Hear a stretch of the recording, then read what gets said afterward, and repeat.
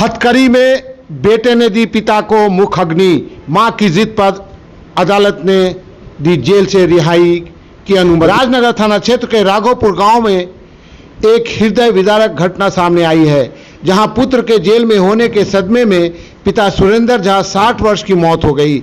मौत के बाद जब अंतिम संस्कार की तैयारी हो रही थी तो पत्नी सुनीता देवी ने अर्थी को उठाने से इनकार कर दिया।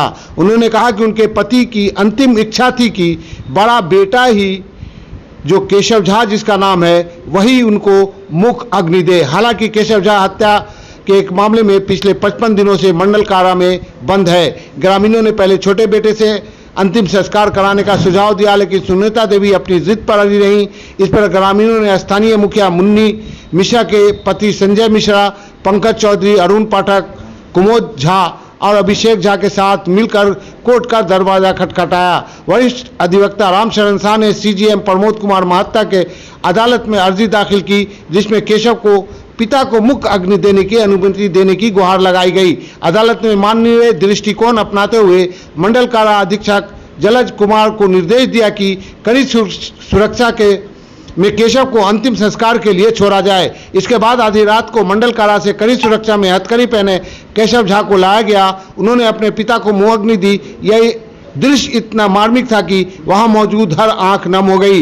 इस पूरी प्रक्रिया में पुलिस अधीक्षक योगेंद्र कुमार, डीएसपी रशीम और डीएसपी जितेंद्र प्रसाद की भूमिका सराहनीय रही। उल्लेखनीय है कि 30 अप्रैल को भड़िया बिशनपुर गांव के पास रेलवे ट्रैक के पास नंद कुमार नामक व्यक्ति घायल अवस्था में पाया गया था, जिनकी बाद में मौत हो गई। स्रोतों से मिली जानकारी के अनुसार नंद कुमार की हत्या मॉब लिंचिंग का परिणाम था। इस मामले में केशव झा सहित कई लोगों को आरोपित किया गया था।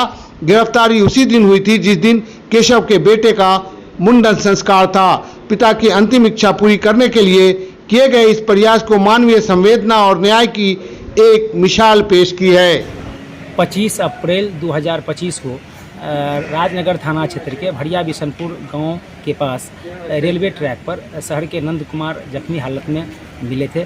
बाद में मधुबनी सदर अस्पताल में उसकी मौत हो गई। इसी मामले में राघोपुर गांव के कई लोग को अभियुक्त बनाया गया था, जिसमें एक केशव कुमार झा भी शामिल थे। केशव कुमार झा के यहाँ उसी दिन उपनयन संस्कार का कार्यक्रम था और उसी कार्यक्रम के दौरान पुलिस उसे गिरफ्तार कर ली। इसी मामले में जेल जाने के बाद उनके पिता सुरेंद्र झा की सदमे में आ गए और उनकी हालत बिगड़ गई। अंततः 24 जून 2025 को उसकी मौत हो गई। उनकी अंतिम इच्छा यही थी कि उसका बड़ा पुत्र केशव झा ही उसे मुखाग्नि दे। गांव के लोग चाहते थे कि दूसरे पुत्र से उनका मुखाग्नि दूसरे पुत्र से दिला दें, लेकिन केशव की मां अपनी जिद पर अड़ गई और उनके जिद के सामने किसी का एक भी नहीं चला।